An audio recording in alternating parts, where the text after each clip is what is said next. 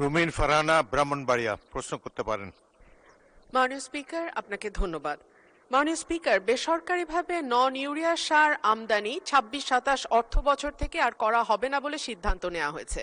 মাননীয় স্পিকার, তার মানে যে নন ইউরিয়া সার আমাদের মজুদে আছে সেটা এই বড় মৌসুমের যে ২ মাস বাকি তার মধ্যে শেষ হয়ে যাবে, কিন্তু এরপরে সারের যোগানটা কোথা থেকে হবে এই ব্যাপারে যদি মাননীয় কৃষিমন্ত্রী কিছু বলতেন। এবং আমার নির্বাচনী এলাকা আশুগঞ্জে জিয়া ফার্টিলাইজার যে ফ্যাক্টরিটা আছে, কারখানা আছে, সেটা বহুদিন ধরে বন্ধ মাননীয় স্পিকার, সেটা চালুর ব্যাপারে কোনো উদ্যোগ নেওয়া হবে কিনা? ধন্যবাদ।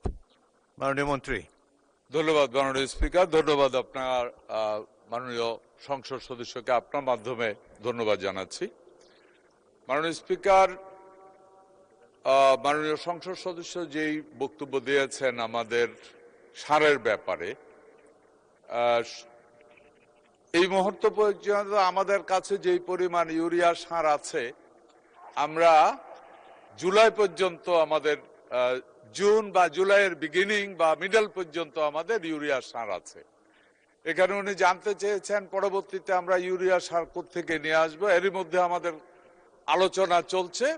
আমাদের মেইনলি ইউরিয়া সার আমরা আমদানি করতাম কাতার এবং সৌদি আরব থেকে।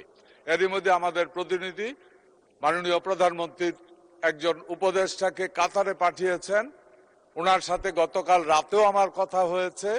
আমরা আশা করি খুব দ্রুত আমরা যদি আমাদের যুদ্ধের মধ্যে আমরা আলোচনা চলছে যে আমাদের ওই বিতর্কিত যে জায়গাটুকু আছে ওইখানের ভিতরে এর মধ্যে আমাদের তেলের ট্যাঙ্ক যেহেতু ছেড়ে দিচ্ছে, আমরা আশা করি আমাদের সারের জাহাজও ছেড়ে দেবে, সার নিয়ে খুব বড় ধরনের সমস্যা হবে না। ওনার দ্বিতীয় যে প্রশ্নটা ছিল আমাদের ইউরিয়া ছাড়া বাকি যে সারগুলি প্রাইভেট সেক্টরে ইম্পোর্ট।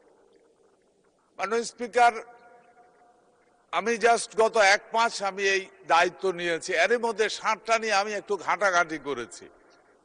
মাননীয় স্পিকার, আমি ব্যক্তি জীবনও একজন কৃষক, তো ঘাটতে ঘাটতে যেটা আমার আসলো এটা আমারও প্রশ্ন যে এই গত সরকারে যেটা ছিল এই সরকারের আমলে এই প্রাইভেট সেক্টরে বোধহয় ইম্পোর্টটাকে উৎসাহিত করা হয়েছিল, এর আগে এটা ছিল না। এটা G2G ইম্পোর্ট হতো এবং আমাদের গভর্নমেন্টের এগ্রিকালচার রিলেটেড ডিপার্টমেন্টগুলি ইম্পোর্ট করত।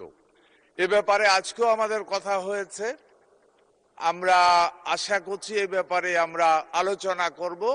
কৃষকের জন্য যেটা সবচাইতে সুইটেবল হবে, দেশের মানুষের জন্য যেটা সবচাইতে সুইটেবল হবে, অর্থনীতির জন্য যেটা সবচাইতে লাভবান হবে, সেই পথে আমরা হাঁটবো এবং সেটাই দেশের জন্য কল্যাণকর হবে।